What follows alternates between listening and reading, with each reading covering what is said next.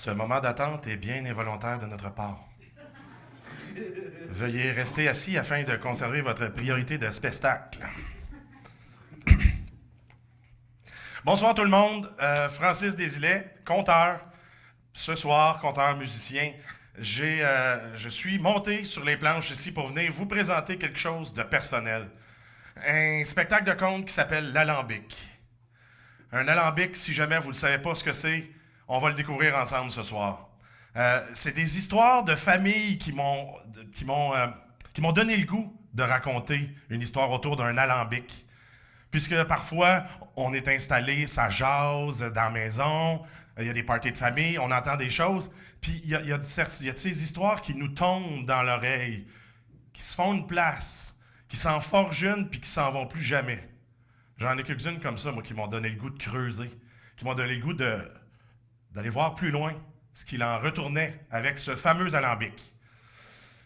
Mais, je me suis posé la question avant toute chose, qu'est-ce qui m'amène, moi, Francis Desilets, à vouloir raconter des histoires autour de l'alcool? Hein? Je me suis demandé, c'est-tu quelque chose que j'aurais vécu dans la jeunesse? Puis là, je t'avais creusé, puis j'ai dit, je vais regarder mon millésime. Millésime? Dans le sens que je suis né en 1975. Là, tu dis, je vais regarder dans l'année 1975 ce qui s'est passé là. Il y aura peut-être des réponses. J'ai trouvé toutes sortes de belles choses en 75 qui sont arrivées. C'est en 75 qu'on a officialisé au Parlement du Canada l'adoption du système métrique. Il y en a qui s'en souviennent, hein? Ça a fait tout un chiard, ça. Non, mais les gens... Mais on sera plus capable, il va y avoir des accidents sur les routes, puis ils ont laissé la permission aux épiceries de continuer à afficher en système impérial. Le dossier n'est toujours pas réglé parce que je mesure encore 6 pieds. Non, mais sur mon permis de conduire, je mesure 1m78, mais dans la vie, je mesure 6 pieds. Là, je me dis, c'est pas là qu'on est allé chercher ça. C'est en 1975 qu'on a mis en onde Radio-Québec. Hein, vous connaissez ça, Radio-Québec? Tu sais, là, la télé qui s'est appelée pendant 20 ans Radio-Québec, ça, c'est une autre belle affaire que j'ai jamais compris. Hein? Tu te pars une TV d'État au Québec, puis tu l'appelles Radio-Québec. Ça ressemble à la petite télé qui a copié sur le grand frère à Ottawa, qui s'appelait Radio-Canada. Non, mais ça va être correct, les gens vont comprendre. C'est aussi cette année-là qu'on a adopté la Charte des droits et libertés au Canada. C'est une belle année quand même. On a eu aussi à Saint-Bonaventure, est-ce qu'il y en a qui savent c'est où Saint-Bonaventure? Ouais. Les Drummondvillois le savent. Il y a eu une grande tornade au mois d'août qui a failli faucher. Si elle passait un peu à côté, peut-être que moi je disparaissais. Mais non, elle passait à Saint-Bonne. Le salaire minimum en 1975 au mois de mai a été haussé à 2,60. Fait qu'arrêtez donc de brailler avec votre salaire minimum à 15$ cette année, là. On était pire en 75. Et finalement, et c'est non le moindre, en 1975, c'est là qu'on a inauguré le plus bel éléphant blanc de l'histoire du Québec, c'est-à-dire l'aéroport de Mirabel. Expropriation. Dernièrement, ils viennent de redonner des terres à des descendants. C'est magnifique et terrible à la fois. Fait que j'ai pas trouvé dans mon millésime quelque chose qui me poussait à conter des histoires de famille. J'ai cherché plus loin, j'ai dit je vais chercher dans les histoires reliées à l'alcool dans ma jeunesse. Parce que moi, étant né en 75, je suis un pur produit des années 80. Aujourd'hui, votre relation à l'alcool, je regarde les plus jeunes ici, c'est encadré, hein, c'est vrai. C'est un peu plus lousse dans les années 80. C'est un peu plus lousse. Moi, mes parents, quand j'étais jeune, ils avaient organisé, pour la fête du travail, le tournoi de balle des tavernes de Drummondville. Il y avait une quinzaine de tavernes à Drummondville. Tout le monde s'était monté une équipe de balles. Balle molle, il va sans dire. Et pendant toute la fin de semaine de la fête du travail, ça s'affrontait. Et moi, j'étais barman officiel. J'avais 10 ans. C'était plus lousse, les années 80. Je servais de la bière, ah ouais, donc, Léon, on coule. Ça passait. Un enfant, c'était pas... non, on se posait pas trop de questions. Quand je suis rentré en secondaire 1, et ça m'a marqué. J'étais en concentration musique, on était tous les mêmes étudiants ensemble. On est rentré, le premier cours de FPS. Il y en a qui se souviennent de ça? Formation personnelle et sociale. Comment ne rien dire dans un titre de cours? Non, formation personnelle et sociale. Puis là, tu finissais l'année là, de formation personnelle et sociale, puis tu te disais à la fin de l'année, qu'est-ce qu'on a fait dans ce cours-là, donc? Le professeur de FPS, Gérald Lemire, je me souviens de son nom, parce qu'il m'a assez marqué. Gérald, ça avait des lunettes coupées au milieu, là, tu sais comme les vieux docteurs avaient aussi. Là à tout bout de champ, il regardait par-dessus ses lunettes avec un air de grand vainqueur. Et il prenait les présences. Et quand il est arrivé à mon nom, Francis Désilet.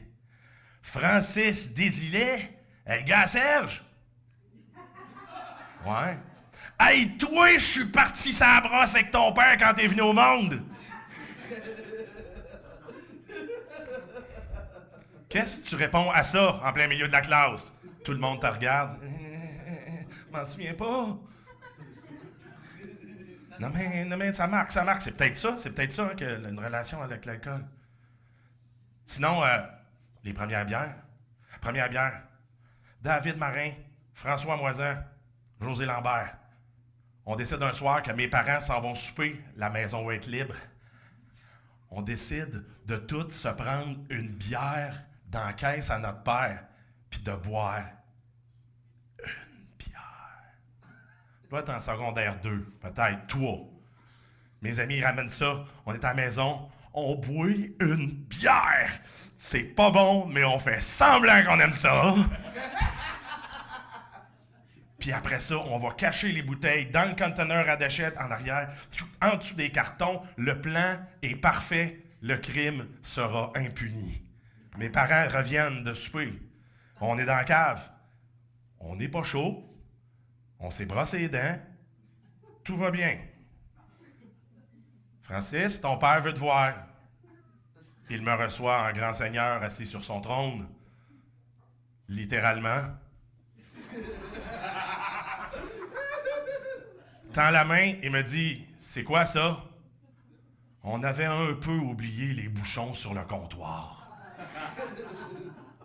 Puis il y en a un qui buvait de la O'Keeffe, puis l'autre buvait de la 50, mais mon père il buvait de la Molson. Le calcul, il n'a pas été long à faire que ça venait d'ailleurs. Mon père qui me demande « C'est quoi ça? » Puis moi, quand j'étais jeune, j'avais comme calculé que mentir, c'était trop compliqué. Fait que souvent, moi, je me livrais. Tiens, je suis coupable. Je dis « C'est des bouchons. » Qu'est-ce que ça faisait sur le comptoir? On a bu de la bière. C'est correct, ça? Non, on n'aurait pas dû. Puis là, t'as mon père, je me souviens de sa face qui se démonte, puis qui a l'air de se dire c'est trop facile, là. Je veux dire, fight un peu, là. Moi, j'ai mon plus jeune frère qui est l'exact opposé, là. Lui, il a la main dans le pot de biscuits, puis il dit non, je suis pas en train de prendre de biscuits. Et moi, je dis oui, j'ai bu de la bière, c'est moi. Fait qu'il dit c'est ça. Puis là, je retourne, je descends, j'arrive dans la cave, mes amis, pis. C'est ça, là. Tu t'es-tu fait chicaner? Pas vraiment. Tu vas-tu avoir une conséquence, une punition? Pense pas. De fait, il s'est rien passé. Non, mais il y a un bon Dieu pour les ivrognes adolescents.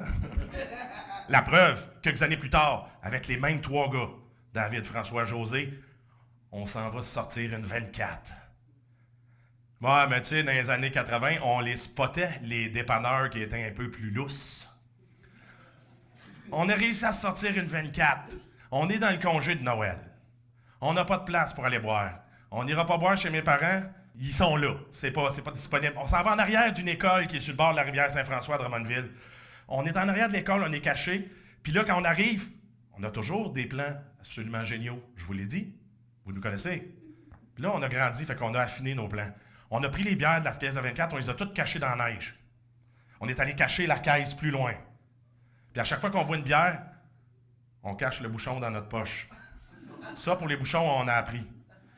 Fait qu'on boit notre bière. Imagine, quand t'es adolescent qui boivent, là, tu le sais, dans ce temps-là, tout le monde boit à la même vitesse. On se regarde, puis là, quand il y en a un qui a fini, oups, on s'en reprend toute une autre. Puis à un moment donné, je fais, les gars, je pense que j'ai vu un char de police.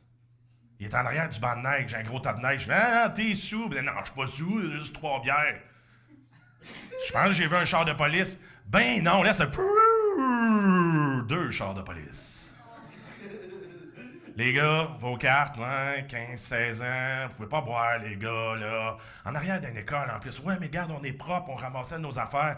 Puis pendant que le policier nous parle, l'autre policier dit, c'est beau, je les ai toutes, je les ai 12. Il nous fait vider nos bières à terre. On était tous rendus au fond. On en a perdu à peu près ça chaque. Il a ramassé les bouteilles. On est reparti, les gars, s'il vous plaît. Ah, c'est bon, on le fera plus. On n'appellera pas vos parents. Hein? Ils vous ont jamais appelé, hein? Mes parents sont dans la salle, c'est pour ça que parfois je pose des questions. Hein. Fait que, encore une fois, un bon Dieu pour les ivrognes adolescents.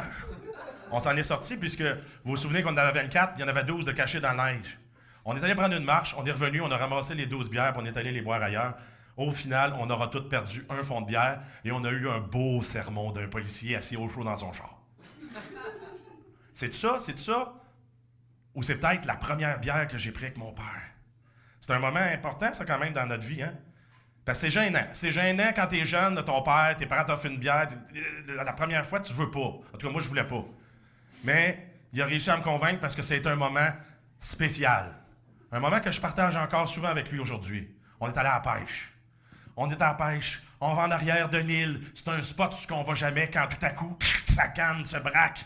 Il ramène ça, c'est un brochet. Il est gros. C'est un gros brochet, là. Là, je vais être conservateur, OK? Une 15aine de livres. C'est bon, vous êtes prêts à avaler l'hameçon. Non, mais des fois, il y en a qui s'ostinent, mais je suis conservateur. Finalement, le brochet revient. Il repart, il déroule du fil, ça revient. Quand je finis, moi, nerveux, j'ai la prise dans les mains. Puis mon père, dans ces moments-là, il devient moins sympathique. C'est comme, puise-le comme faut! Oui, je réussis à le puiser, rentre le poisson, puis il est gros, il dépasse d'un bout à l'autre, puis il se débat, c'est une vieille prise. C'est pas la nôtre, on l'a empruntée, elle a été vantée, elle se défonce, le poisson tombe à l'eau. Juste comme j'allais le mettre dans la chaloupe. J'ai un peu peur de ce que va dire mon père. On retombe tous les deux assis. Là, je le regarde, j'ai-tu fait quelque chose de pas correct? Puis la première affaire qu'il me dit, c'est « Have a Molson Man? » Have a Molson Man? Je pense qu'encore aujourd'hui, j'y ai pas dit, mais c'est pas comme ça qu'on dit ça en anglais, papa. C'est vraiment pas comme ça qu'on dit ça. Ben, ce coup-là, je l'ai accepté. Ça a été la première bière avec mon père. C'est tout ça? C'est peut-être un peu tout ça. Puis à un moment donné, ben, je vous l'ai dit au début, je me suis rendu compte qu'est-ce qui m'a peut-être mis la puce à l'oreille. Là, il y en a plusieurs témoins ici de ce moment-là. On est dans un party de famille, puis ça commence à raconter des histoires, puis ça compte l'histoire du grand-père, puis de l'arrière-grand-père. Puis j'ai mon oncle Jacques qui est là, qui est ici ce soir d'ailleurs, on le salue, qui a fait une brillante carrière de policier, d'inspecteur, d'enquêteur dans la GRC, hein, la RCMP, qui lui dit avec fierté en plein party, « Moi, mon arrière-grand-père, il a déjà fait de la prison pour contrebande d'alcool. » Là, moi, je le regarde. Puis mon oncle Jean-Marc qui renchérit, puis tout le monde, puis le grand-père, puis là, ça raconte les histoires. Puis je pense que c'est ça qui m'a beaucoup marqué. Mon oncle Jacques, un policier qui est aussi fier que ça, que son grand-père ait fait de la prison, moi, ça m'a touché. Fait que j'ai décidé de fouiller. J'ai décidé de fouiller puis de remonter loin. Mais, pour qu'on se mette dans l'ambiance, m'a faire une petite chanson. Parce que j'ai amené ça, c'est pas pour rien. Et j'en demande pardon par avance à mon père, puisque la chanson s'appelle « Le fils de l'ivrogne ». C'est pas ça, prends-les pas au personnel. Quand je suis né en automne, par un temps frais, tout près d'un cabaret. Quand je suis né en automne, par un temps frais, tout près d'un cabaret. J'ai été baptisé du bon jus de la tonne. C'est ce que mon père m'avait toujours promis. C'est ce que mon père m'avait toujours promis. À 14 ans, on m'envoya à l'école, mais à l'école de ma chère Isabeau. À 14 ans, on m'envoya à l'école, mais Mais à l'école de ma chère Isabeau, oh, ils disaient tous que j'avais la rougeole. Mais ce n'était que le jus du tonneau. Mais ce n'était que le jus du tonneau. Vous embarquez quand vous voulez, hein, c'est une chanson réponse. À 18 ans, je me suis fait une maîtresse. Mais cette maîtresse, j'ai pas pu l'épouser. À 18 ans, je me suis fait une maîtresse. Mais cette maîtresse, j'ai pas pu l'épouser. Oh, j'aime mieux quand que ma bouteille est pleine que d'aller voir les filles aux alentours. Que d'aller voir les filles aux alentours. À 40 ans, mes enfants me demandent de partager leurs biens avec les miens. À 40 ans, mes enfants me demandent de partager leurs biens avec les miens. Mais oh, je leur réponds, point de partage à faire. Le cabaretier sera mon héritier. Le cabaretier sera mon héritier. Il est content, là. À 60 ans, sur le bord de la fosse, prenons un coup avant de sauter dans le trou. À 60 ans, sur le bord de la fosse, prenons un coup avant de sauter dans le trou. Et après ma mort, promenez-moi en carrosse, car de mon vivant, n'en ai point eu le temps. Car de mon vivant, n'en ai point eu le temps. Car de mon vivant, n'en ai point eu le temps.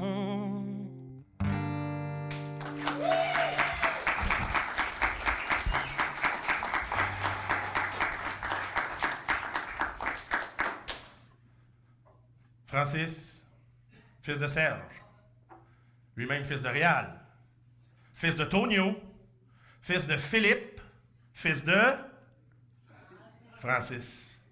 Ben oui. C'est là que la roue tourne. C'est là que la roue tourne puis qu'on revient. Ben oui, Francis Desilets. Son histoire à lui, elle est belle. Elle est typique. Elle est canadienne-française. Son histoire, elle commence dans le comté de Nicolette. Savez-vous c'est où le comté de Nicolette? Hein? Est-ce qu'il y a quelqu'un ici qui connaît Nicolette autrement que parce qu'il y a l'école de police? Non? Hein, Nicolette, avec son grand glissement de terrain des années 50, hein, la rivière Nicolette qui passe par là.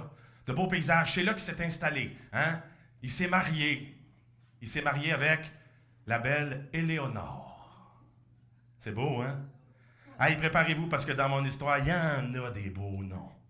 Il y en a des noms qui chantent, des noms colorés. La belle Éléonore, moi, ça m'a tellement inspiré. Depuis ce temps-là, ces sites de rencontres, je veux juste des filles qui s'appellent de même. Ça n'a pas marché fort à date. Là. Ils sont rares, les Léonard de mon âge. Ils se sont mariés, ils se sont installés. Ça a eu des enfants. Ça vivait pas riche, mais ça vivait pas pauvre non plus. C'était cultivateur sur la terre l'été. Ça montait d'un chantier l'hiver pour aller arrondir les fins de mois. Ah, on est en 1875 à peu près, autour de... Le cultivateur, souvent, il fallait qu'il laisse sa famille l'hiver. Au plus grand plaisir des femmes, qui peuvent avoir la paix pour un petit bout. Pour certaines, en tout cas. Hey, ça, Francis puis Éléonore, c'est du bon monde. C'est du bon monde qui, quand on a la chance, ils aident leur prochain. C'est ça qui est en train de se passer. Francis, il est chez une voisine. Une voisine qui est devenue veuve. Hein? Son mari, en partant, elle l'a laissé sans soutien de famille, avec plusieurs enfants, plusieurs bouches à nourrir. Fait que là, ce qu'elle fait, elle fait une espèce de vente de garage pour se débarrasser de ses outils à lui dont elle n'a plus besoin. Ramasser un peu d'argent comme ça, à mettre de côté. Fait que là, Francis, qui est là avec 2-3 autres hommes, ils sont dans le... On appelle ça l'appentis, c'est ça. Vous savez c'est quoi un appentis? C'est un mot pour pas dire garage. C'est la même affaire. Il est dans l'appentis, il y a des hommes qui prennent une coupe d'affaires, puis ça magasine pas fort. Puis la bonne femme, elle est un peu déçue, elle regarde ça aller, puis À un moment donné, ben Francis Garde a dit, on va te prendre une coupe d'affaires, moi. C'est pas qu'il y en a tant de besoin, mais il a le goût de rendre service. Il farfouille, il met des outils de côté, il met ça sur l'établi, puis à un moment donné, il tombe sur un alambic. Un alambic qui est là dans le coin. Et tu sais quoi ça, ma chère? Ah ça? Ah ça, mon Francis. Toujours bizarre de dire mon nom à la troisième personne dans une histoire. Je m'habitue pas. Ça fait une couple de shows que je le fais, puis je m'habitue pas. J'ai l'impression de parler dans un miroir. Ça, mon Francis, c'est l'alambic de mon défunt mari. Il utilisait ça pour bouillir de l'alcool, pour faire un petit blanc. Il n'était pas piqué des verres dans la paroisse. Je ne sais pas si ton père t'en a déjà parlé. Non, on n'en a jamais parlé. Ah ouais, c'était fameux ça. Il fournissait tout le comté. Là. Ça marche encore, cet alambic-là. C'est pas neuf, mais ça a du beau vécu, mon Francis. Tu vas-tu le prendre? Il n'avait pas le cœur de dire non. Il savait pas comment se servir de ça. Il avait même jamais vu ça de sa vie. C'était son premier. Ben, il a dit oui, moi le prendre. Il va prendre ça. Puis garde, je vais prendre tout ce qui est ici. Il a ramassé tout le stock qui restait. Un bon geste, de bon cœur. Il a chargé ça dans sa charrette à lui. Il a mis l'alambic sur le dessus, bien placé pour pas qu'il tombe. Il a attaché ça. Puis là, ils ont négocié le prix. Puis négocié. Puis ah ouais, d'un cultivateur à un autre, une bonne femme. Ça négocie serré. C'est fier. C'est fier le monde dans ce temps-là. Il a donné le bon prix. Pas trop cher, puis ce que ça valait. Les deux étaient contents. Quand il est arrivé pour partir, il a embarqué dans sa charrette. Puis il a dit, en passant la main sur l'alambic, elle s'est mise à verser une petite larme. D'aucuns diront une larme de gin de circonstance. Puis elle a dit, Francis, tu vas en prendre bien soin, hein? Mais de quoi tu parles? Des outils? De tout ça, là. De tout ça. Ah, je vais en prendre bien soin. Il est rentré à la maison. Sa femme l'a vu revenir. Éléonore, qu'est-ce que t'as fait là? Ben, j'ai acheté du stock, là. Ben, t'en avais pas besoin. Ouais. Ça, c'est souvent la discussion qu'on a quand on revient avec un achat compulsif. Ça s'est arrêté là. Il avait gagné son argument. Il est rentré, lui, dans son appentis à lui. Il s'est mis à déplacer, à décharger son stock, puis à tout placer ça de façon non officielle, en tas, sur l'établi, un peu ici, un peu là, l'alambic sur le coin. Il avait tout mis ça dans son... comment on appellerait ça? Un capharnaüm masculin, typiquement mal ordonné. Hein? Ben, tu sais, un établi de gars, là. Sa femme a passé des fois, par exemple. Fais ton ménage, tu trouveras pas tes affaires. Je le sais, je sors mes affaires, je les trouve tout le temps. Bon, des fois, ça lui prenait 20 minutes pour trouver ce qu'il savait ou s'il était où, mais ça, c'était une autre histoire. Il a placé l'alambic à la meilleure place qui soit, c'est-à-dire là. Puis à force que le temps passe, mais l'alambic a migré tranquillement, puis se retrouvé à terre à côté, puis se retrouvé dans le coin, puis se retrouvé avec du stock en face de ça, puis il a été oublié là. Francis, arrivé à un âge vénérable, il est décédé. Ouais, il est mort. Là, je sais que vous vous dites, tu commences ton histoire, déjà t'as un mort. T'es un peu plate. Cette idée aussi de travailler avec des ancêtres. Ben, il a légué à sa mort bien des affaires à ses enfants, puis dont Philippe. Philippe, son fils, qui a ramassé l'alambic, lui. Il a trouvé ça dans le coin, puis il a ramené ça dans ses affaires, avec plein d'autres affaires qu'il a ramassées à l'héritage, puis il a mis ça à la même place que son père l'avait mis, dans son établi, puis ça a pris à poussière, puis c'est resté là. Puis, un jour, il cherchait une tinette. Savez-vous c'est quoi une tinette? On n'a pas avancé, parce que moi, c'est pas parce que je l'ai mis dans mon show que je le savais, là, que c'est quoi que ça veut dire. Ben non, c'est pas vrai, je le sais, c'était un pot pour le beurre. C'était un pot en terre cuite, on mettait le beurre là-dedans, on gardait le beurre avec un coton par-dessus. Il cherchait une tinette, elle était supposée d'être là. Elle devait se trouver là, la tinette. Puis elle était pas là. Puis il cherche, puis en cherchant, elle a tassé des affaires, puis il a vu l'alambic, le Philippe. Puis en mettant la main dessus, ça lui a donné comme une idée. Il a sorti ça, il a mis ça sur l'établi. Il a oublié la tinette. Il a oublié la tinette parce qu'il s'est mis en frais de ramener ça en beauté, cet alambic-là, qui avait pris la poussière pendant bien des années. Et vous savez, comme moi, le cuivre, ça ternit à un moment donné. Hein? Fait qu'il a sorti sa guenille des grands jours, hein? Celle qui torchait le mieux. Il y en avait une pour frotter fort, puis une pour shiner. C'est pas de là que vient, je pense, l'expression à chaque torchon sa guenille. Une guenille et un torchon. Il a recommencé à frotter ça, puis il a dit non, ça ne marchera pas. Il est allé chercher la recette de graisse à sa belle Mérilda. Vous l'avez dit qu'il y aurait d'autres beaux noms, hein? Philippe et Mérilda. Moi, j'entends ça, j'ai le goût de chanter. Mérilda, tu avais une recette de graisse pour te ramener dans le droit chemin un outil que tu pensais jamais qu'il retrouverait sa beauté. Et il a sorti ça, il s'est mis à frotter, puis frotte l'alambic, frotte, puis polie l'alambic, il fait ça poliment, puis shine l'alambic, ça va être pour le moonshine. Puis il frotte tellement, il frotte, un génie. Un éclair de génie. On n'est pas dans un conte des mille et une nuits, là. Il s'est dit, je vais bouillir de l'alcool avec ça. Bon, lui, il trouvait que c'était un éclair de génie. Vous autres, vous avez semblé trouver que c'était un peu ordinaire, là. On s'en doutait qu'on s'en allait là, hein? Ah, il s'est mis en frais, mais il savait pas pantoute comment que ça fonctionnait, ça. Il savait pas, fait qu'il... Bon, qu'est-ce que je vais faire? Il en parle à son gars, à Tonio. Tonio. On remonte, là, dans... Non, on redescend dans la généalogie. Tonio, né Antoine, mais comme ça arrive parfois dans certaines familles ou à certaines personnes, Tonio, je pense qu'il y a sa mère qui l'appelait de même, puis encore quand elle était fâchée après. Tonio, il a dit, il dit, moi, je connais un gars qui est pas mal sûr qui sait comment que ça marche un alambic. Ça, là, c'est bien en masse pour un gars pour starter un projet comme information. Non, on est de même. On va être correct. Fait qu'ils sont allés à tâtons. Ils ont commencé, puis là, ce qu'ils savaient, premièrement, c'est qu'il faut que tu partes ça un alambic avec une base. Hein? C'est comme un vin ou quelque chose que tu vas faire bouillir, que tu vas faire sublimer, qui va passer dans un serpentin, qui va refroidir, qui va ressortir en liquide après avoir été de la vapeur, mais l'eau va être sortie, puis ça va être plus concentré en alcool. Puis là, tu peux refaire un deuxième bouillage, puis... Ils ont essayé des affaires de même. Hein? De toute façon, du vin, il y en a toujours eu avant que la SAQ prenne le monopole. Hein?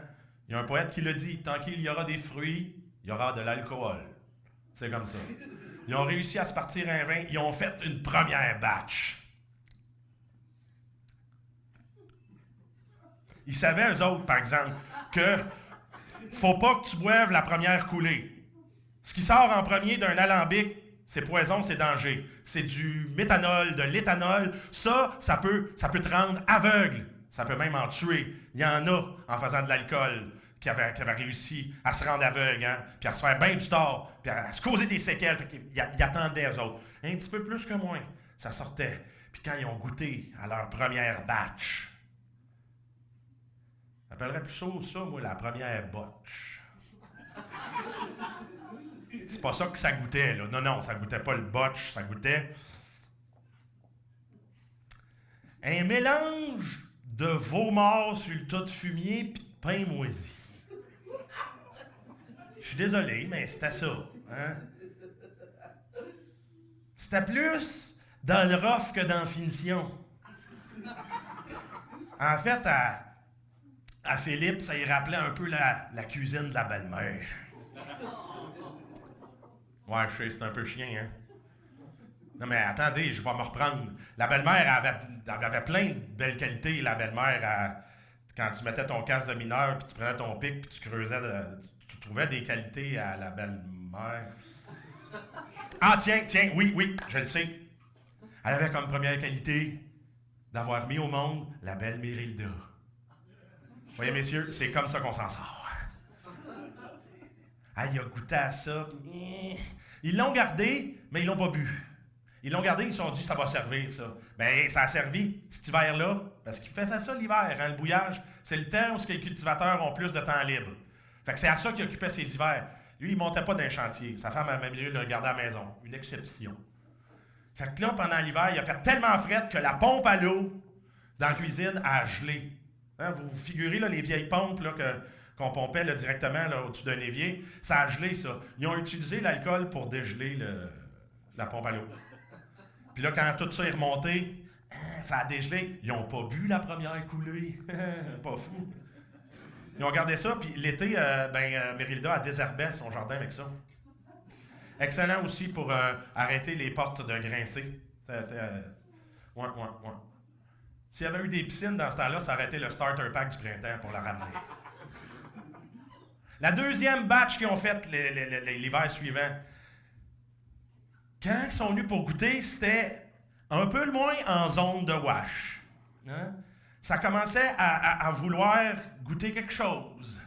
Là, la petite odeur de veau était partie, il restait le pain moisi.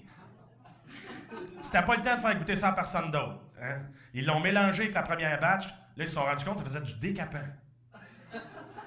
Ils ont décapé des beaux meubles avec ça. Là. Hey, quand ton meuble sent le bœuf, la peinture a vieilli, là, ça vient tout motonneux. C'est comme de la mélasse. Hein, ma tante Louise? C'est comme de la mélasse. Ah, ils ont décapé ça, là. C'est un meuble qui est revenu à la vie, quasiment neuf. Troisième batch. T'as pas yard. Mais ça a continué comme ça. Ça leur a pris 4 ans. 4 ans avant d'être capable de bouillir quelque chose qui avait du bon sens. 4 belles années à piocher père et fils dans la grange, le feu en dessous de l'alambic, puis on y va comme ça. Puis, ah ouais, la recette qui se développe, puis qui essaye des affaires. À la fin, là, ils ont réussi. Ils ont réussi à faire de quoi de bon quand ils ont goûté. C'est là qu'ils ont fait venir la spécialiste. Celle qui avait le fin palais pour goûter l'alcool. Mérilda. Ouais, parce que Mérilda, dans sa famille, on n'était pas spécialement l'accordaire. Je sens que je viens d'en perdre une coupe avec ce mot, l'accordaire. Hein? Ce n'est pas qu'un boulevard à Montréal. L'accordaire, ça, c'est les ancêtres des AA, aujourd'hui, alcooliques anonymes. Et l'accordaire, c'est comme ça qu'on les appelait. Tu sais, c'est eux qui avaient des croix noires dans les maisons, des grosses croix noires. Des croix de tempérance. On appelait ça la tempérance, c'est-à-dire s'empêcher de boire. Comme dans la chanson. Vous connaissez la chanson? Tempérance, tempérance, vertu des Canadiens français. Ça, c'est la vieille chanson des AA. Dans le texte, on sent que c'est plus pour se convaincre que pour illustrer un fait avéré. Mais bon, ça, c'est une autre histoire. J'irai pas là. C'est Mérilda qui est venue pour goûter le petit blanc. C'est à elle que revenait l'insigne honneur. Elle a ramassé le verre. Les 2 gars qui étaient là, lui casquette dans les mains. Son homme puis son gars. Dans l'expectative, dans l'attente de savoir si elle aimait ça. Elle a goûté.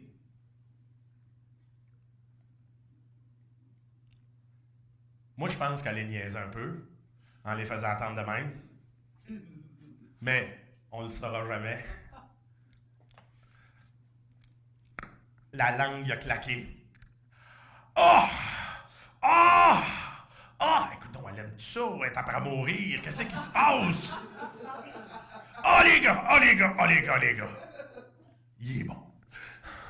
Hey, soulagement. Il est bon, rare à part de ça, moi vous le dire. Il est bon. Hey, en plus, il me rappelle exactement celui que bouillait mon père. Hein? Voyons donc, il dit, Philippe, ton père faisait de l'alcool. Ben, mais hein, qu'il faisait de l'alcool, mon gars. Ben oui, il faisait de l'alcool. Il faisait un petit blanc qui n'était pas piqué des verres. À part de ça, il était connu de partout. Il m'a même laissé la recette quand il est décédé. Tiens, je l'ai ici, elle est dans un tiroir. Tiens, je l'ai ici, recette de flagos. Il appelle ça de même, lui, de la flagos. Il y a toutes sortes de noms pour ça. Hein. Mais t'as Philippe, il a la gueule grande ouverte, puis... Ça fait 4 ans qu'on essaye, puis tu me dis qu'on a à peu près la même recette? Là, il regarde. Ben oui, maudit, les mêmes ingrédients. Il y avait même les ingrédients secrets dans la recette du beau-père. Un vieux dentier sale, un bol de mouche à fruits, un poêle de... Tu avais la recette, tu ne l'as pas dit. Mérida, elle est fière de son coup, je vais vous le dire. Mais voyons donc, mon homme. Vous étiez beau à voir, allez, toi pis ton gars. Moi, je vais aussi bien vous laisser faire. De toute façon, ça vous occupait. Puis dis-moi que t'es pas plus fier aujourd'hui de l'avoir trouvé par toi-même. Puis, au final, ben, ta recette est déjà écrite. Bonne journée. Hey, quand ta femme te connaît, comme si elle t'avait tricoté des bas, hein? Il l'a ramassé par la taille, il l'a levé dans les airs, il a fait faire un tour, il a donné un gros bec, puis il a dit « Toi, ma femme, change pas. Bonne journée. » C'était l'amour. C'était l'amour. On a continué à bouillir. Ça a continué à bouillir, ça, puis c'était le temps à cette heure de répandre la bonne nouvelle. Qu'il y avait un petit blanc dans la région. Il fallait laisser couler l'information. Mais, avant de continuer, je vais vous chanter une chanson d'amour. En l'honneur de Philippe, puis de sa Mérida. Puis c'est pas facile à trouver. Je fais des chansons répondre, puis des chansons folkloriques. Et on va se le dire, dans le temps, quand on parlait d'amour, c'était toujours dramatique. On chantait pas l'amour comme le fait si bien, mettons, Mario Pelcha. Tu sais, puis... Non, mais on en a aujourd'hui des chanteurs qui le font, puis ça se trouve pas dans les chansons d'époque. Mais moi, j'en ai trouvé une, c'est rare, qui est une chanson d'amour réaliste. Parce que, par exemple, la fille, elle s'en va, c'est un peu triste, mais il dit qu'il l'aime. Mais il est réaliste, il veut pas trop, tu sais, il veut pas trop espérer. Alors, le refrain, c'est « Légèrement, oui, je l'aime. Elle est sujette au changement. » Tu sais, il s'implique, mais il se garde une porte de sortie. Fait qu'on va chanter ça ensemble. Ça s'appelle Les Trois Rubans. Comment font ces garçons, ceux qui n'ont pas d'amis? Comment font ces garçons qui n'ont pas d'amis? Pour moi j'en ai une, j'en ai le cœur content. Légèrement, oui je l'aime, elle est sujette au changement. Légèrement, oui je l'aime, elle est sujette au changement. Pour moi j'en ai une, j'en ai le cœur content. Pour moi j'en ai une, j'en ai le cœur content. Je dois partir demain à bord d'un bâtiment. Légèrement, oui je l'aime, elle est sujette au changement. Légèrement, oui je l'aime, elle est sujette au changement. Elle doit partir demain à bord d'un bâtiment. Doit partir demain à bord d'un bâtiment. Mais avant de partir, elle me fit un présent. Légèrement, oui je l'aime, elle est sujette au changement. Légèrement, oui je l'aime, elle est sujette au changement. Mais avant de partir, elle me fit un présent. Avant de partir, elle me fit un présent. Un beau cadeau surprise de 3 jolis rubans. Légèrement, oui je l'aime, elle est sujette au changement. Légèrement, oui je l'aime, elle est sujette au changement. Un beau cadeau surprise de 3 jolis rubans. Beau cadeau surprise de 3 jolis rubans. Elle m'en donne un teint vert, un noir aussi un blanc. Légèrement, oui je l'aime, elle est sujette au changement. Légèrement, oui je l'aime, elle est sujette au changement. Elle m'en donne un teint vert, un noir aussi un blanc. M'en donne un teint vert, un noir aussi un blanc. Je porterai le vert, toujours en espérant. Légèrement, oui je l'aime, elle est sujette au changement. Légèrement, oui je l'aime, elle est sujette au changement. Je porterai le vert, toujours en espérant. Je porterai le vert, toujours en espérant. Je porterai le noir, toujours bien tristement. Légèrement, oui je l'aime, elle est sujette au changement. Légèrement, oui je l'aime, elle est sujette au changement. Je porterai le noir, toujours bien tristement. Je porterai le noir, toujours toujours bien tristement. Je porterai le blanc, toujours en l'attendant. Oh, légèrement, oui, je l'aime. Elle est sujette au changement. Légèrement, oui, je l'aime. Elle est sujette au changement.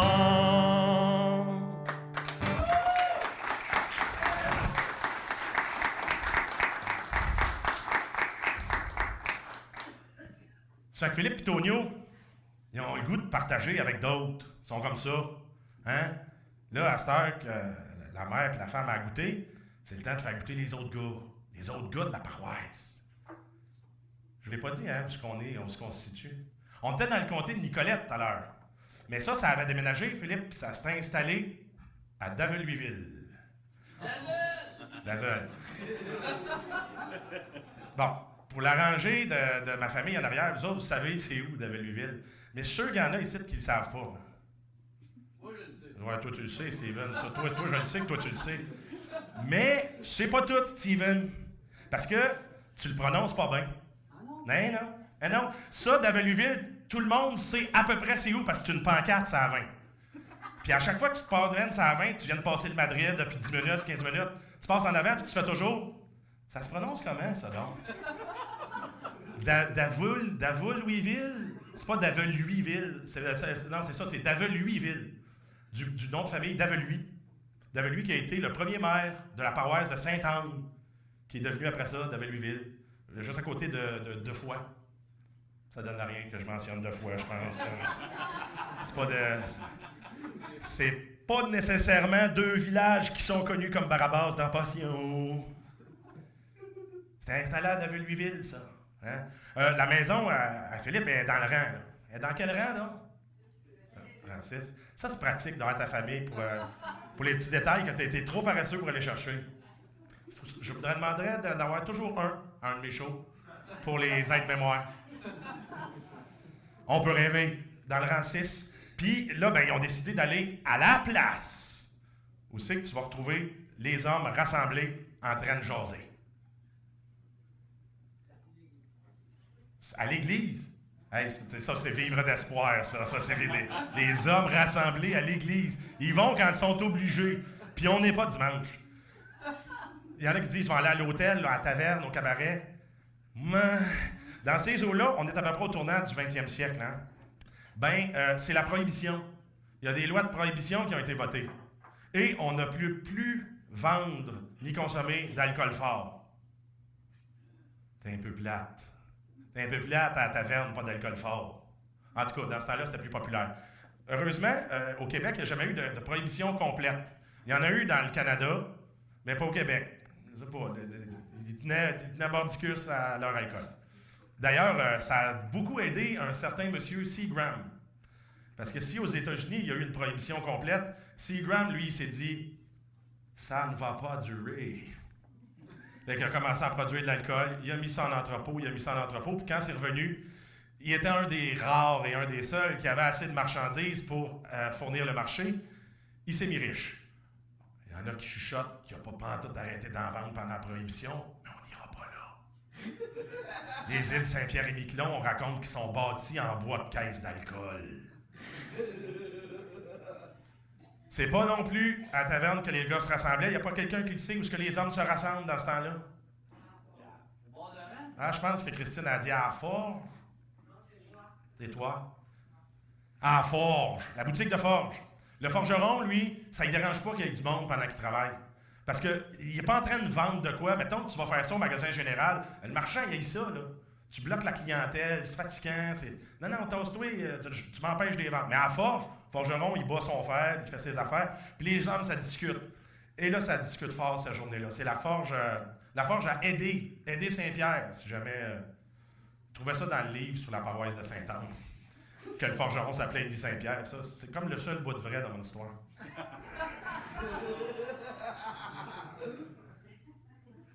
Ça discutait ferme, ça discutait fort, parce qu'on était en temps d'élection.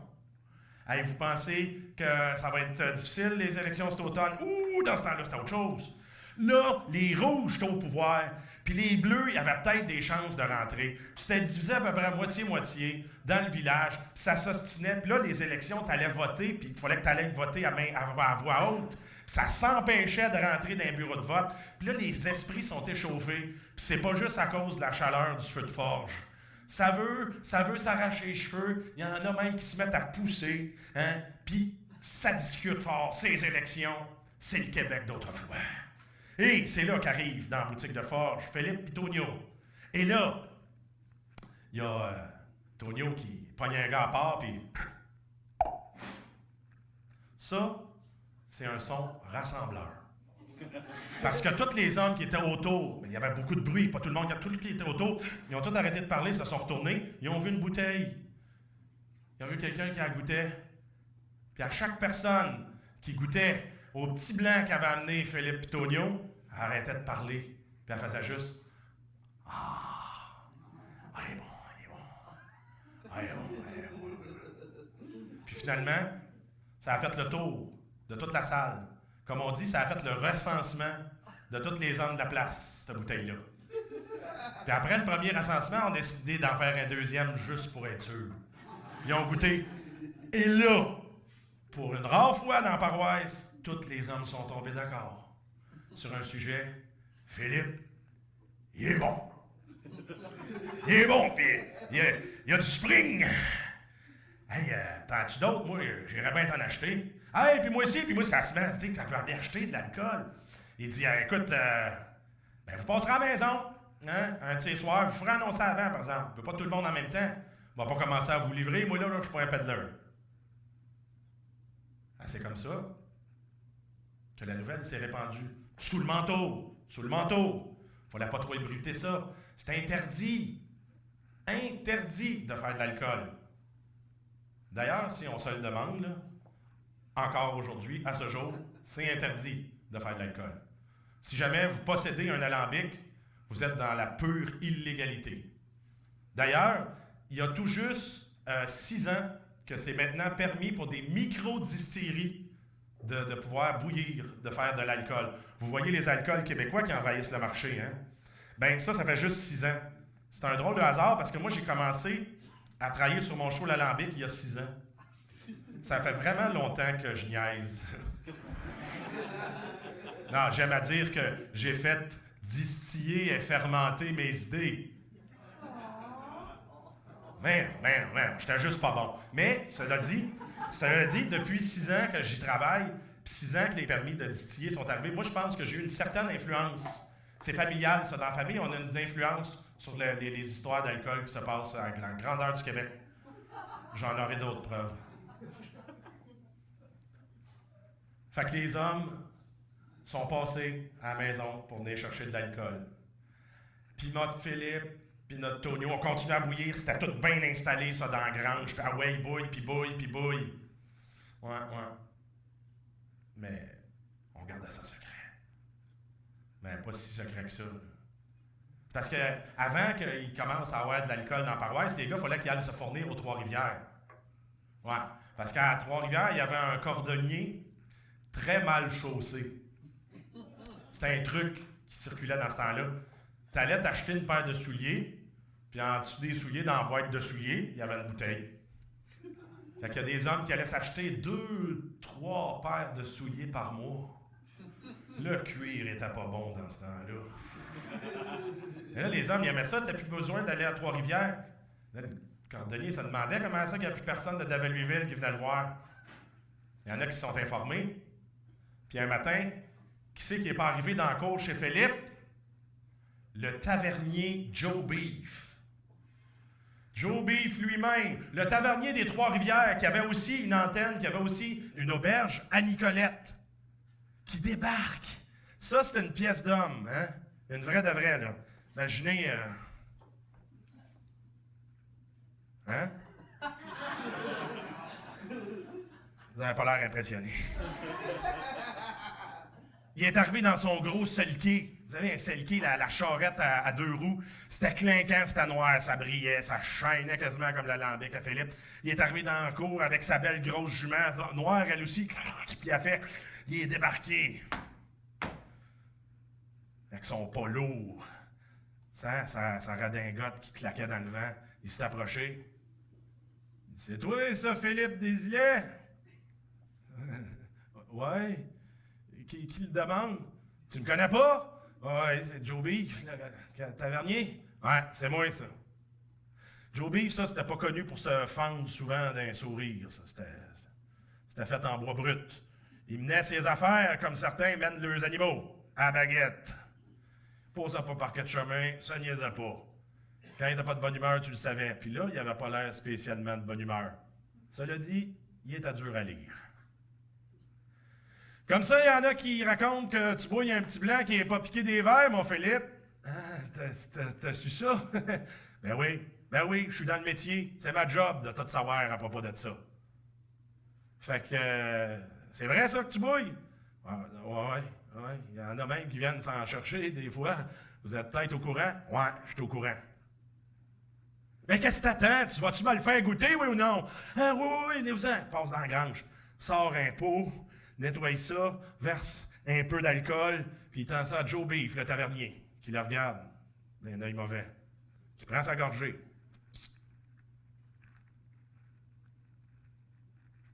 Philippe avait un étrange sentiment de déjà-vu. Mais Joe Beef, il était moins belle que sa femme. Ouais. Fait que pourrais pas laisser passer ça, moi. Pourrais pas laisser passer ça. Non. Peux pas laisser passer ça. Pas en tout. Philippe, non, qu'est-ce que t'as? T'es bien pâle. Je peux pas laisser passer ça, Philippe. Du bon blanc de même, ça m'en prend pour vendre dans mes auberges. Es-tu capable de me fournir? Ah, c'est ça que je voulais dire. Voyons, qu'est-ce que t'avais? Qu'est-ce que t'as pensé? Oh, je sais pas trop qu'est-ce que je pensais, M. Joe Beef. Ben, c'est pas important, là. C'est pas important, on est rendu là. Je peux vous fournir certains.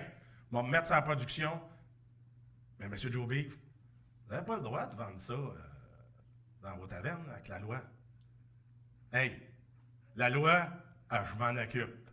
Fait que je vais envoyer un homme pour te venir chercher ça. T'es sûr que t'es capable de me fournir? Ah ouais, je suis sûr que je suis capable de vous fournir certains. Ben c'est comme ça. C'est comme ça que le Philippe est devenu le fournisseur des auberges à Joe Beef, des Trois-Rivières, de Nicolette. Et la nouvelle s'est répandue. Malheureusement, comme ça arrive à la fin de presque chacun de mes chapitres, Philippe est mort. Habituez-vous. Il y en a un autre qui va mourir. Et puis, c'est Tonio qui a hérité de l'alambic. Il a hérité de l'alambic, il a continué en production. Hey, il avait quand même inventé la recette avec son père, il était assez bien placé pour savoir comment ça marchait. Les affaires ont bien été, mais des fois, les choses durent pas trop longtemps. Ça dépend. En attendant, c'est une jeune fille de 15 ans qui lève le cul plus haut que sa maman. C'est une jeune fille de 15 ans qui lève le cul plus haut que sa maman. Qui lève le cul du verre, non pas ce que veut dire mon malin. Qui lève le cul du verre quand le verre est plein. Qui lève le cul du verre quand le verre est plein. Jeune fille et femme qui êtes en repas, levez le cul, ne balancez pas. Jeune fille et femme qui êtes en repas, levez le cul, ne balancez pas. Levez le cul du verre, non pas ce que veut dire mon malin. Levez le cul du verre quand le verre est plein. Levez le cul du verre quand le verre est plein. Vous les messieurs qui regardez, de lever le cul pourrait déranger. Vous les messieurs qui regardez, de lever le cul pourrait déranger. De lever le cul du verre, non pas ce que veut dire mon malin. De lever le cul du verre quand le verre est plein. De lever le cul du verre quand le verre est plein.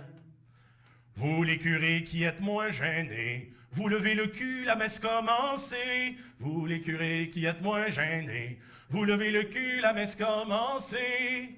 Vous levez le cul du verre, non pas ce que veut dire mon malin. Vous levez le cul du verre pour y boire le vin. Vous levez le cul du verre pour y boire le vin.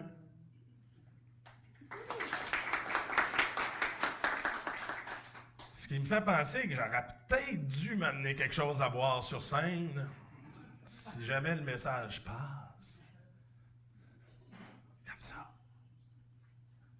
C'est pratique avoir les cheveux roux. Tu peux commander une bière de loin. Revenons à nos Tonio, parce que c'est lui, oui, Tonio, qui aurait pris le commerce, qui aurait mis le commerce de l'alambic. Hey, non, mais ça, en plus, là, c'était rendu prospère, cette affaire-là. Ça venait d'un peu partout d'un canton autour, là. Il y en a qui venaient du comté d'Arthabasca pour venir chercher de l'alcool. Il y en a qui venaient de loin, il y en a même du monde de Victoriaville, des fois. Hein. C'est pas mal le comté d'Arthabasca, vous allez me dire, là, mais c'est une grande ville, Victoriaville, ça, c'est du monde de loin, important, qui venait chercher de l'alcool. Trois-Rivières, hey, c'était rendu populaire. C'était rendu tellement populaire que ça commençait à se savoir. Merci, mon chat. Ça commençait à se savoir un peu trop. Tu sais, des fois, quand la nouvelle est bonne, elle fait sa vie, elle fait son chemin. Mais là, Tonio, lui, il s'était dit, OK, là, on n'est pas bien caché. On n'est pas bien caché, fait qu'on va organiser le système autrement. Lui, là, l'alambic, il l'a ramassé, il était bien installé dans la grange. C'était pas à la vue au sud de tout le monde, mais c'était pas loin. Puis il avait son entrepôt à côté, avec son alcool. Là, ça marchait plus, là. Là, il fallait se cacher mieux que ça. La maison, là-bas, il n'y avait pas de sous-sol. C'était comme un vide sanitaire, c'est quelque chose de pas très gros. Il a décidé de cacher son alambic dans le pas de sous-sol. Il a creusé, il s'est installé ça là.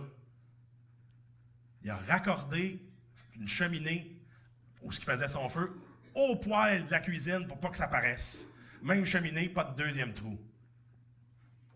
Là, vous êtes en train de me dire, ben, s'il n'y a pas de cave, il n'y a pas de porte, comment il faisait pour y aller? C'est patenteux. C'est ingénieux, le monde, dans ce temps-là. C'est Malvina qui avait eu l'idée. Oh Malvina, écoute ma prière. Après Léonard, après Mérilda, Malvina. C'est pas beau, pareil? Hey, Malvina, moi, j'ai failli appeler ma fille de même. J'ai pas eu de fille, puis j'ai réglé le problème de... Malvina qui a eu l'idée, elle a dit, regardez l'escalier qui monte en haut. Il montait dans le coin de la maison, l'escalier. Puis un escalier qui tourne de même, parce que vous avez vu le geste que je faisais. Il y a toujours une marche qui est plus large, qui s'en va en pointu. Hein? Ils ont déboîté cette marche-là. Ben, ça donnait dans la cave. Ça, ils ont appelé ça la marche menteuse. C'est par là qu'il passait. Quand il descendait pour aller bouillir, pour aller travailler, Mérilda replaçait la marche. Puis quand les gars, il y en avait assez qui avaient fini le travail ou qui étaient emboucanés ou défaites par les vapeurs d'alcool, ils venaient cogner puis elle leur rouvrait. Ni vu ni connu. Tellement patenteux le Tonio que pour son refroidissement, ça ne marchait pas. Dans un espace confiné comme ça refroidissait mal dans le Serpentin. Fait qu'il y avait de la misère à aller chercher son fret. Il avait sorti des tuyaux de cuivre qui passaient dans la terre, qui allaient rouler dans le ruisseau voisin, qui se refroidissait là puis qui revenait. C'est une idée de génie. Il avait eu ça, cette idée-là, après avoir frotté son alambic. C'est comme ça que ça arrive. Tout bien installé. Puis là, après ça, il faisait de l'alcool, mais c'était plus question de garder ça dans la maison, puis à côté, puis dans l'entrepôt. C'était fait des caches. Des caches d'alcool sur le cordon de la terre. Ça, pour ceux qui sont encore perdus, là, le cordon de la terre, c'est au bout de la terre. Puis c'était caché là, puis il y en avait dans le bois, puis il y a une couple de places. Tu serais passé par là, tu n'aurais jamais vu qu'il y avait des caches d'alcool là. Il y a un système, là, mais un système assez caché pour que ça dure, mais pas assez caché pour qu'un voisin jaloux ne décide pas de le déclarer. Ces voisins-là, c'était des lacordaires. À côté, pénitents, pratiquants, ils chantaient la chanson tous les soirs. La croix noire sur le mur, regardait dans la fenêtre. Bon, il y a encore du monde. Il y a encore du monde chez Tonio. On vient chercher de l'alcool. Il y avait un système pour aller chercher de l'alcool. Non, parce que tu n'arrivais pas là, puis hey, Tonio, pas là, non. Fallait pas que ça paraisse, je vous l'ai dit, il avait mis tout ça en place. Il y avait un système ébauché qui fonctionnait. Il fallait que tu ailles là et que tu joues le nombre de parties de cartes réglementaires pour qu'il passe assez de temps pour que tu aies eu l'air de venir veiller. Y en a-tu d'autres sites qui pensent à leur vendeur de potes dans le temps que ça fallait faire ça? Parce que moi, ça m'est arrivé. Bon, salut! Non, tu restes 15 minutes. Puis, vous, le commerce on peut-tu parler d'autre chose? Oui. Fait qu'ils jouent aux cartes. Ils jouent aux cartes. Ils jouent des parties de cartes, ça joue aux cartes dans la cuisine. Puis là, ça joue aux cartes. Puis à un moment donné, il y a quelqu'un qui demandait puis, Tonio, as-tu encore de ce qui pique? Aurais le goût de me faire mettre sur le carreau? As-tu le cœur d'aller m'en chercher? Il n'y avait pas de jeu de mots avec trèfle, essayez pas. Puis à un moment donné, Tonio il donnait le signal. Il dit y en a-t-il un qui va aller m'en chercher? Ça, c'était Réal. Ça, c'est mon grand-père. On commence à se rapprocher. C'est le petit Réal qui, lui, partait. Il fallait qu'il fasse nuit noire pour pas que personne ne le voie. Partait dans la nuit noire. Attelait son chien après son traîneau l'hiver, après sa petite brouette l'été. Puis il partait sur le cordon de la terre, à l'autre bout, dans le noir. Passait même dans la forêt. Il n'a pas peur. Il n'a pas peur, Réal. C'était même pas le plus vieux. Son frère plus vieux, lui, il voulait pas y aller. Non. Elle le nommerait pas là, pour préserver son anonymat. Hein? Pas parce que je me souviens pas de son nom. C'était le petit Réal. Pas peureux. En tout cas, moi, je tiens ça de source sûre, c'est Jacques qui me l'a dit. Partait dans le noir. Il allait faire les commissions. Hein? Faisait la commission pour aller chercher l'alcool. L'alcool qu'on appelait aussi, dans le temps, de la liqueur. Fait que c'est le petit Réal qui a inventé ça, la commission des liqueurs.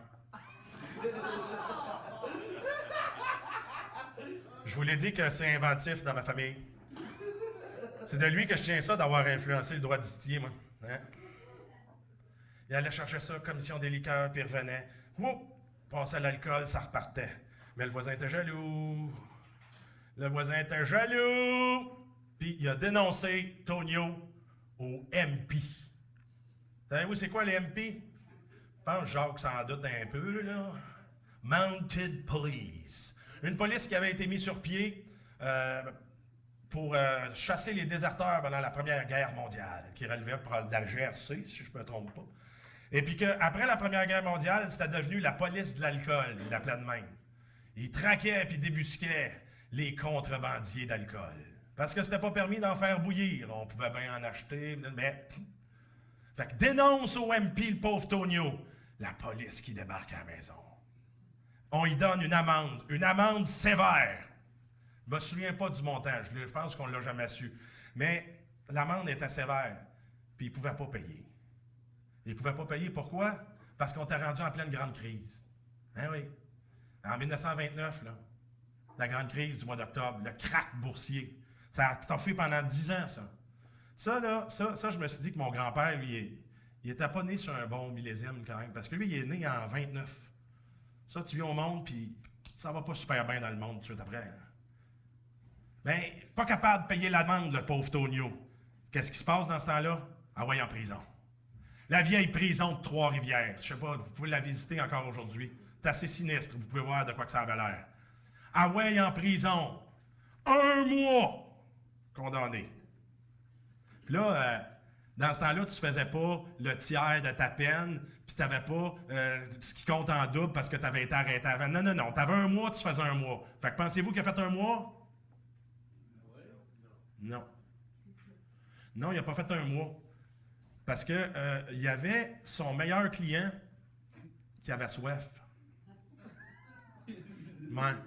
Ah, le bonhomme, il avait tellement soif qu'après 2 semaines, il est allé payer l'amende pour le faire sortir. C'est une belle histoire, pareil. Puis là, vous vous dites, ah, c'est n'importe quoi, ça. Non. Attendez. Un soir, que je suis jeune, tout ce monde-là, ou presque en arrière, sont tous dans la maison. Mon grand-père là, ma grand-mère là, puis ça jase. J'essaye d'entendre des choses. Ça jase fort, des désilets. Ça jase fort en baptême. Puis là, Là, ça s'ostine, puis à un moment donné, ben, c'est là que j'entends ça. Mon gars, le grand-père, il a fait de la prison pour contrebande d'alcool, oui, oui. Puis son meilleur client l'a sorti de prison. Oui, oui, on t'exagère. C'est là que ma grand-mère, à servir, a fait Hey les gars, c'est mon grand-père qui l'a sorti de prison. Cette histoire-là, elle circule dans ma famille aussi. C'est là qu'on a eu la preuve. Hey, 2 sources pour la même histoire. Tu sais, moi, si j'avais 2 sources pour la même histoire, je passe pour un spécialiste à TVA aux nouvelles, là. Inquiète-toi pas que j'y creux, moi, à ça. Fait que le grand-père de ma grand-mère a sorti le père de mon grand-père de prison, qui sont finis par se rencontrer, puis c'est beau, pareil, hein? D'Aveluiville et sa région. C'est comme ça que ils se sont fait plus discrets après ça. Ils se sont fait plus discrets, mais on raconte que Tonio, il n'a jamais arrêté de bouillir de toute sa vie. Il a continué à bouillir jusqu'à la fin de sa vie. Et même que je pense qu'il y a 3 gars ici qui en ont la preuve qu'il a continué à bouillir pour le reste de sa vie. Parce qu'il y avait une petite initiation qu'il aimait bien faire avec ses petits-fils et ses petits-enfants qui pognaient 18 ans. Il les faisait passer l'autre bord, parce qu'il gardait son stock. Puis, il mettait un verre sur la table, il mettait de son alcool, puis il le faisait caler. Initiation. Jeune homme, 18 ans. Ça a l'air que ça ressortait toute la pièce avec la même face, puis les jambes un peu molles. Mais on m'a raconté qu'il fallait en passer par là. Et comme ça, jusqu'à la fin, qu'il a bouilli. Puis l'alambic, après ça, parce qu'à un moment donné, Tonio, il est mort. Ah, il aimait bien bûcher, cet homme-là. Mais il bûchait sur sa terre, il n'allait même pas dans un chantier. Puis à un moment donné, ben, il a coupé un arbre, il est rebondi, il est revenu, il est tombé sur la tête. Hémorragie interne. Probablement qu'aujourd'hui, on aurait pu le sauver, il aurait été capable de ponctionner, mais dans ce temps-là, c'était pas comme ça. La première et la dernière fois de sa vie que cet homme-là, la tête est enflée. Ça a terminé là. Je l'attestais. Moi, je vais l'enlever, vous n'avez pas ri. Ils sont tous restés sérieux comme on peut-tu rire de la mort du grand-père? Et l'alambic, il est allé à qui? Non, il est allé à Marcel. La voix que vous entendez, c'est mon père en arrière qui dit c'était bien mieux de dire le bon nom. Non, il n'est pas allé à Réal. Parce que Réal, lui, a fini par quitter d'Aveluiville, s'en aller à vivre à Drummondville. Il a emmené sa famille avec lui. Il est devenu facteur, tout comme mon père qui a suivi ses traces plus tard. Non, l'alambic, il est parti chez Marcel. Puis là, je vais lâcher un peu sa trace à l'alambic. Parce que je veux continuer avec Réal, puis pour en arriver, le plus proche de moi, c'est Serge. Réal, puis Louise installée à Drummondville, ça a fait que métier, c'est devenu facteur. Puis le petit Serge, lui, quand l'été arrivait, au lieu de rester à rien faire en ville, puis c'était pas trop la mode des camps de jour, là, dans les années 60, là, Réal puis Louise, ils allaient domper le petit gars chez les grands-parents qui s'en occupaient pour une bonne partie de l'été. C'était comme ça qu'on faisait. Puis c'est drôle, hein? Moi, j'ai fait ça aussi avec ma grand-mère de l'autre côté quand j'étais jeune. Puis mon père me confiait qu'il avait une belle relation spéciale avec son grand-père. Là, je vais peut-être en décevoir 2, 3 autres, là, mais ça a l'air que c'était son préféré. Je m'attendais qu'il y en ait un qui rouspète, mais il va probablement me le faire à l'heure. Non, puis il y avait une belle relation avec lui. Moi, j'avais ça aussi avec ma grand-mère, la mère de ma mère, qui est ici avec mamie. Une belle relation. Puis avec son mari, mon grand-père, Rosaire. Un autre beau nom. Rosaire. Ah, il n'avait de religieux que le nom, paraît-il. Il y avait une belle moustache blanche, pas très large. Tu sais, à la grand-papa Bi, là. Une moustache qui a l'air de bouger indépendamment de sa face. Puis, des fois, on comprenait ce qu'il disait. Il chantait des chansons répondre. C'est probablement de lui que j'ai pogné ça. Il chantait, puis là, tu essayais de répondre, puis t'étais comme... Petit gadon! Mon père qui m'avait donné le truc, il dit, si pas le dernier mot, t'as l'air d'avoir répondu. Ah, il était fin, Rosaire. Ah, moi, j'allais là, je m'occupais des animaux pendant l'été. Puis à un moment donné, j'étais allé pour une semaine, j'étais resté un mois. Je m'occupais des animaux, il y avait des lapins, il y avait des poules, puis il y avait des tares aussi. Savez-vous c'est quoi des tares? Ouais. Merci Pascal de répondre. Bon, pour les éberlués en avant là, qui ne comprennent pas, des tares, c'est des vaches adolescentes qui n'ont pas encore connu les joies de l'amour par insémination artificielle. Fait elles se font élever en champ pour continuer de grandir avant, à l'automne, d'aller toutes se faire engrosser. C'est ça des tares. Moi, j'allais pomper l'eau pour les tares dans la vieille pompe à main dans le milieu du champ. Puis un de ces soirs, mon grand-père Rosaire m'avait amené dans le clapier en arrière, où il y avait, lui, son appentis à lui. Il avait pris un lapin, il l'avait attaché avec une broche, il l'avait assommé avec une pince, il l'avait égorgé, il l'avait déshabillé, puis là, je me suis évanoui. Je me souviens pas de la fin. Mais je me souviens qu'au souper, on mangeait du lapin. Puis que moi, je voulais pas manger du lapin. Puis que ma grand-mère, dans toute son infinie bonté, sa sagesse et son tact légendaire, m'a expliqué que la viande, ça venait des animaux, ça ferme, puis que c'est du lapin qu'on mangeait. Puis si tu manges pas ça, tu manges rien. J'ai mangé du lapin. J'ai appris une bonne leçon. La viande, ça vient pas dans une barquette en styrofoam entourée de cellophane. Ça vit dans une cage en arrière. Ben, mon père Serge allait chez son grand-père, puis il travaillait sur la ferme. Bon, ça va pas être un petit gars d'une dizaine d'années. T'allais pas là pour te prélasser puis te payer du bon temps, là. Non. T'étais sur une ferme, il fallait que tu travailles. Il l'aidait, lui, à soigner les animaux. Il y avait une vingtaine de vaches, à peu près, à s'occuper. Il y avait toutes sortes de choses à faire. Puis les moments de tranquillité ou comment je dirais, de liberté que le petit Serge avait, ben, c'est quand Tonio, il allait s'occuper de son alambic. Il allait dans la cave, puis là, ben, il l'amenait pas, lui, le petit jeune, là, c'était pas son affaire encore. Fait que là, dans ce temps-là, il y avait des moments de libre. Puis ce matin-là, non, c'était plus un après-midi.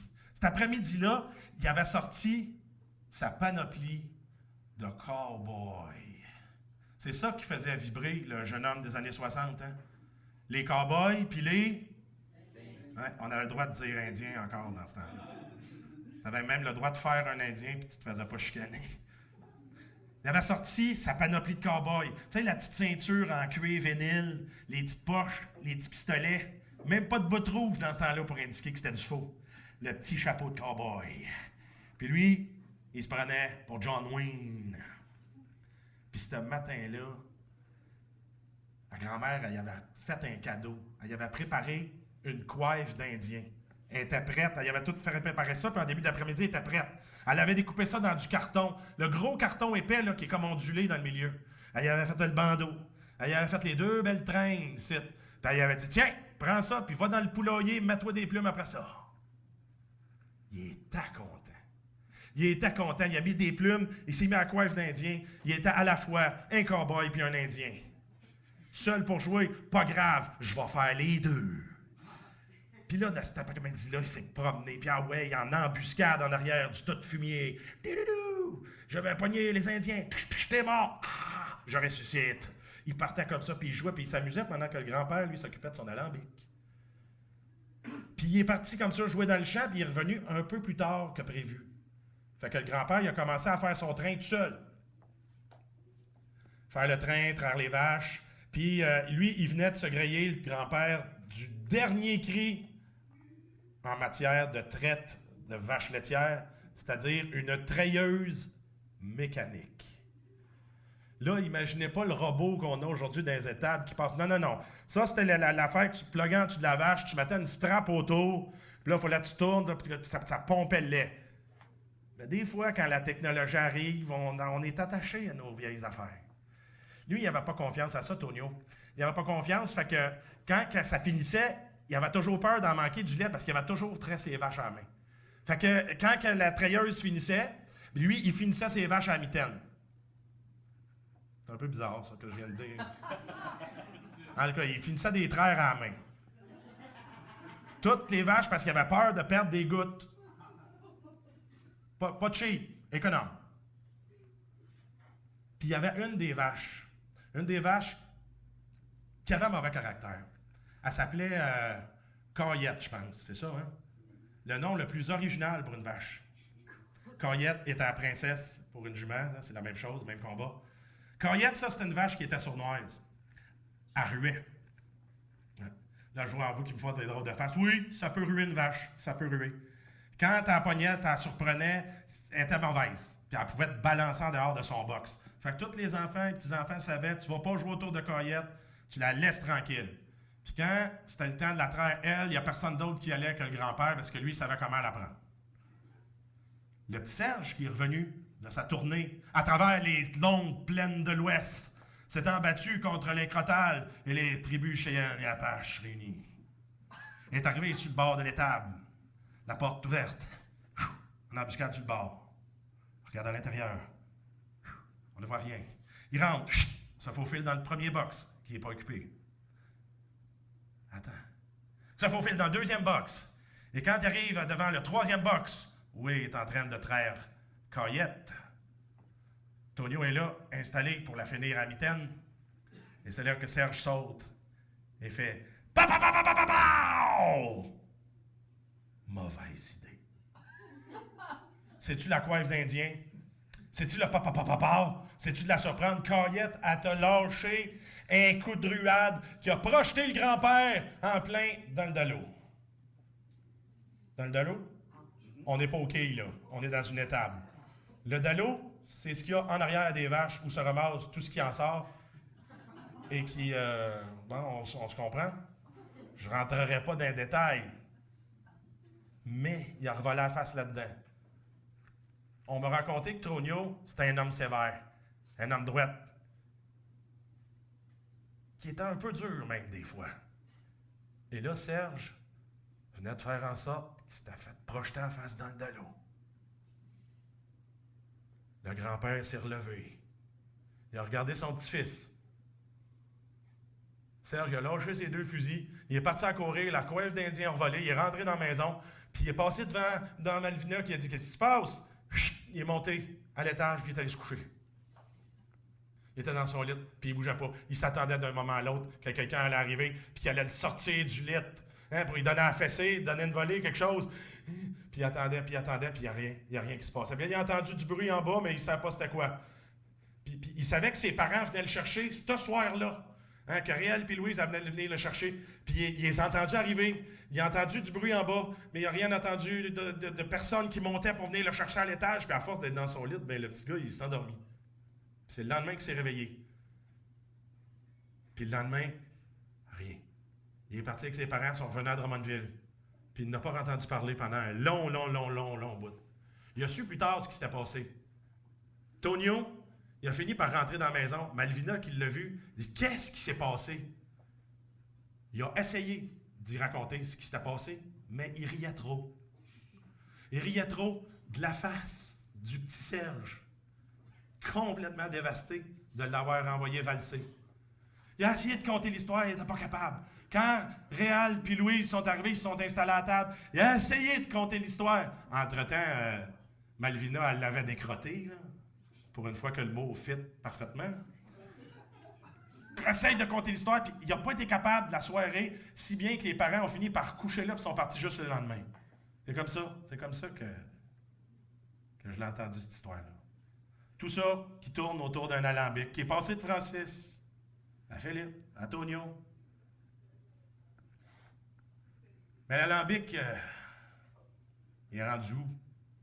Ben, on en a encore parlé tantôt, on ne le sait pas vraiment. En fait, il est perdu.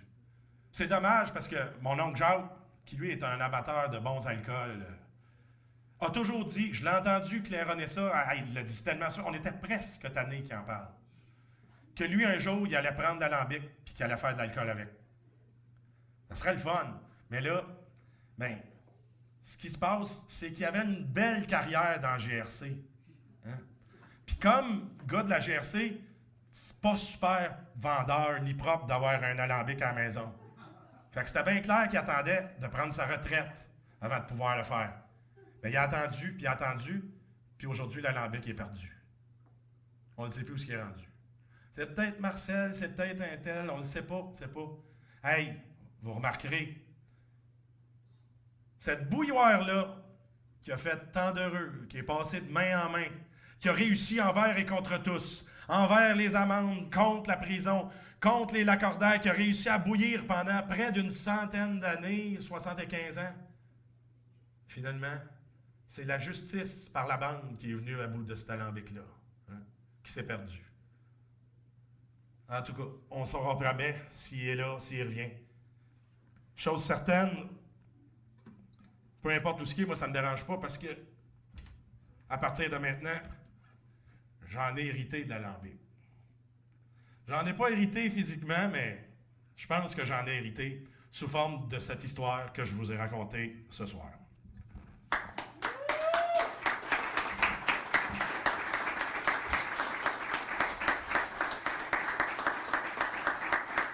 Merci.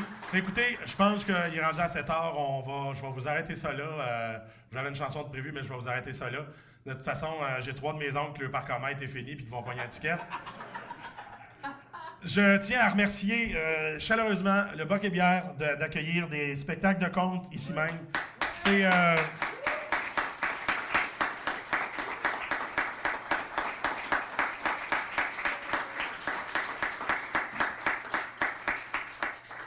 C'est vraiment une scène et une salle superbe. Merci à toute l'équipe.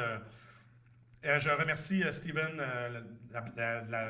Slab qui m'a permis d'entrer en contact avec le Boc et Bière. Merci pour ton compte en début de soirée, Steven.